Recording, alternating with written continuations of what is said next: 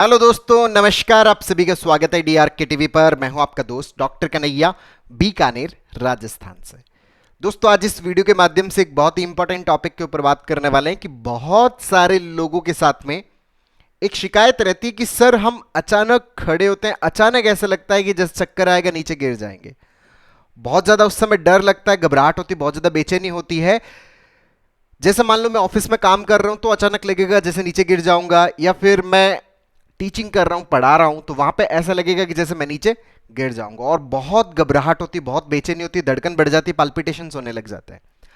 अगर ऐसी स्थिति है दोस्तों, तो इस अचानक चक्कर आने वाली समस्या से हम कैसे पूरी तरह से बाहर निकले, इसी का पूरा साइंटिफिक एक्सप्लेनेशन मैं आप लोगों को समर्पित कर रहा हूं। इसको बहुत अच्छे समझना, बहुत अच्छे से अंडरस्टैंड करना। दोस्तों, एक रियल केस जो है वो मैं आप लोगों के साथ में शेयर कर रहा हूं, जो कि एक 32 ईयर ओल्ड फीमेल का एग्जाम्पल है, जिनको अचानक जो है वो चक्कर बहुत ज्यादा आते हैं।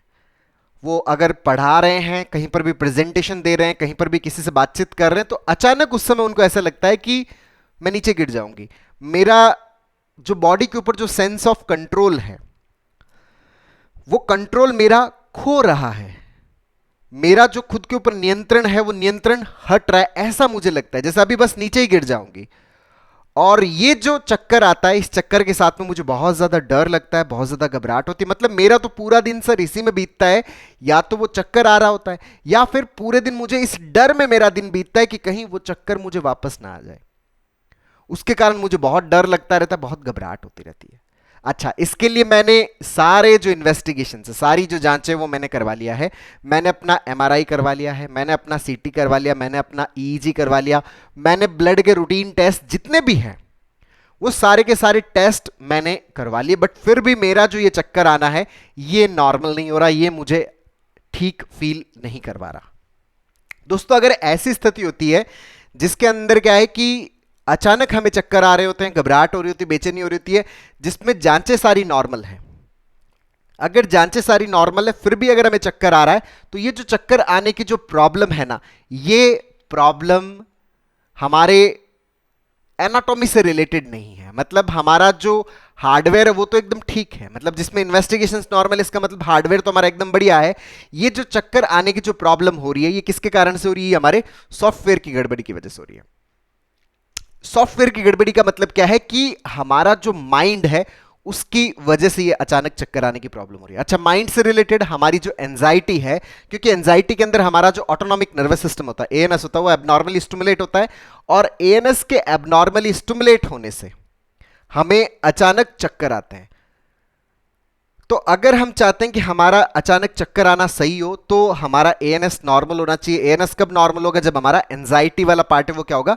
नॉर्मल होगा। अच्छा, एंजाइटी वाला पार्ट कब नॉर्मल होगा? एंजाइटी होती इसलिए क्योंकि हमारे दिमाग के अंदर ऑटोमेटिक नेगेटिव थॉट्स आते हैं। और ये नेगेटिव थॉट्स क्यों आते हैं? क्योंकि हमारे दिमाग के अंदर नेगेटिव पैटर्न्स बने हुए होते हैं। हमें इन पैटर्न्स को सही करना होता है।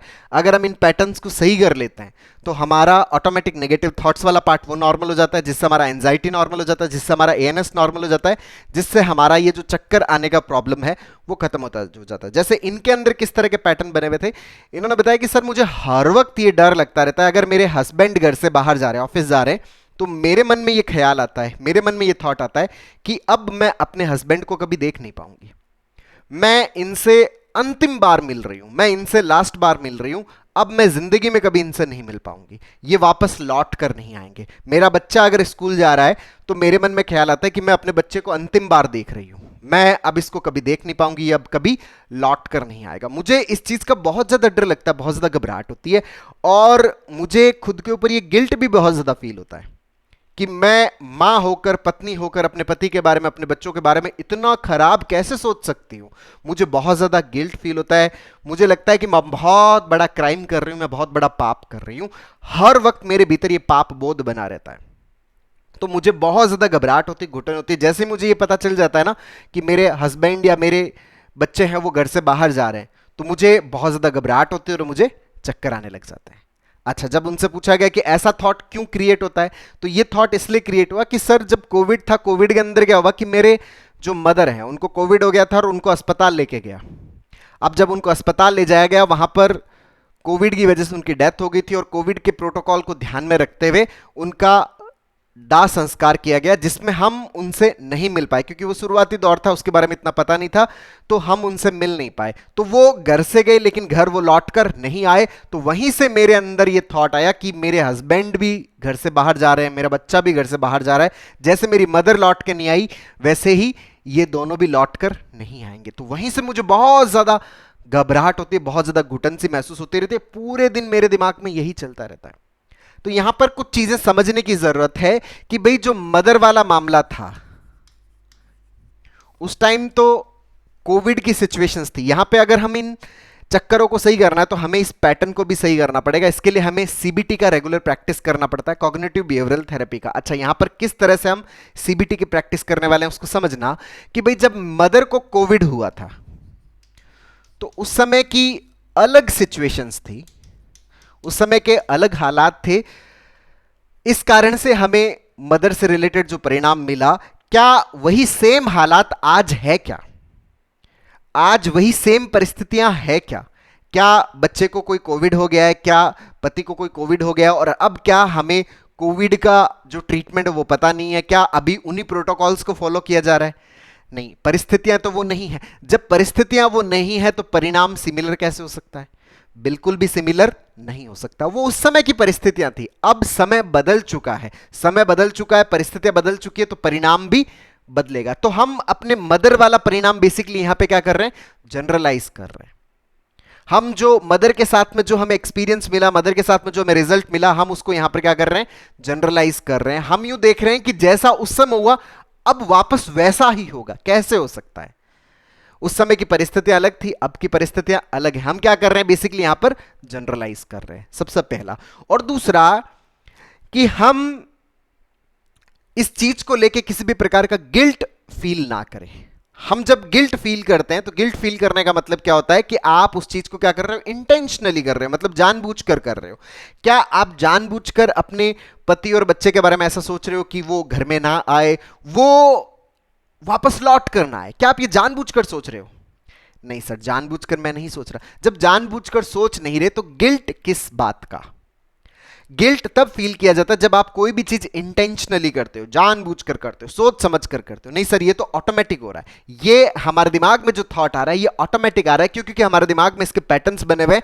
उन पैटर्न्स का जैसे स्टिमुलेशन मिलता है, सिचुएशनल स्टिमुलेशन मिलता है, उसके कारण हमारे दिमाग में थॉट रिपीट होने लग जाता है। तो हम अपने आप को बताएं कि ये जो थॉट मेरे दिमाग में आ रहा है ना, ये उन पैटर्न्स के कारण मेरे दिमाग में रिपीट हो रहा है, और वो जो पैटर्न से रिपीट हो रहा है मैं जानबूझकर इनको नहीं सोच रही, पैटर्न्स के कारण ये दिमाग में चल रहा है। मुझे यहां पर किसी भी प्रकार का कोई गिल्ट फील करने की जरूरत नहीं है। अगर हम गिल्ट फील नहीं करेंगे तो ये हमारी सेल्फ एस्टीम को नहीं टूटने देगा। हमारी सेल्फ एस्टीम क्या होगी? इंप्रूव होगी, हमारा कॉन्फिडेंस एनहांस होगा, हमारा मन थोड़ा बेहतर होगा, इजी फील होगा। तो जब भी हमारे दिमाग में ये थॉट आता है तो हमें अपने आप को एक्सप्लेन करना पड़ेगा कि उस समय की परिस्थितियां अलग थी, मैं अपनी उन परिस्थितियों को यहां पर क्या कर रहा हूं? जनरलाइज कर रहा हूं, उन परिस्थितियों के परिणामों को जनरलाइज कर रहा हूं। उस समय हालात अलग थे, आज अलग हैं, तो परिणाम सिमिलर कभी भी नहीं हो सकता। ये मुझे बार बार क्या करना पड़ेगा? अपने आप को एक्सप्लेन करना पड़ेगा, बार बार सीबीटी का प्रैक्टिस करना पड़ेगा। अच्छा, जब मैं सीबीटी का रेगुलरली प्रैक्टिस करूंगा तो मेरे पैटर्न्स क्या होंगे? इंप्रूव होंगे, पैटर्न्स चेंज होंगे। तो जो नेगेटिव थॉट्स आ रही है ऑटोमेटिक, वो नेगेटिव थॉट्स भी मेरी क्या होगी? कंट्रोल होगी, कम होगी। तो एंजाइटी भी मेरा क्या हो जाएगा? नॉर्मल हो जाएगा। एंजाइटी नॉर्मल होगा तो मेरा एएनएस नॉर्मल होगा, एएनएस नॉर्मल होगा तो ये जो अचानक चक्कर आने का प्रॉब्लम है ना, जो अचानक ऐसे लगता है जैसे गिर ही जाऊंगा, तो ये प्रॉब्लम भी मेरा क्या हो जाएगा? धीरे धीरे टोटली नॉर्मल हो जाएगा। तो दोस्तों, उम्मीद करता हूं आपको ये वीडियो पसंद आएगा। नीचे कमेंट बॉक्स में लिखकर जरूर बताइएगा, और अब तक यदि आपने मेरे यूट्यूब चैनल डीआरके टीवी को सब्सक्राइब नहीं किया तो प्लीज उसे सब्सक्राइब करें ताकि मेरे नए वीडियो का नोटिफिकेशन आप तक सबसे पहले पहुंचे। दोस्तों, हम लोगों ने जो एंजाइटी है, पैनिक है, जो ओवर थिंकिंग है, जो नेगेटिव थिंकिंग है, इसको हम पूरी तरह से कैसे खत्म कर सकते हैं, इसके ऊपर एक स्टेप बाय स्टेप लर्निंग का एक पूरा सीबीटी का वर्कशॉप लॉन्च किया हुआ है, जिसका लिंक नीचे डिस्क्रिप्शन में, जिसको आप अपने अंदर इंस्टॉल करके अपनी साइकोलॉजिकल प्रॉब्लम्स को पूरी तरह से खत्म करने में बहुत अच्छे से मदद ले सकते हो। बहुत बहुत धन्यवाद दोस्तों। जय हिंद, जय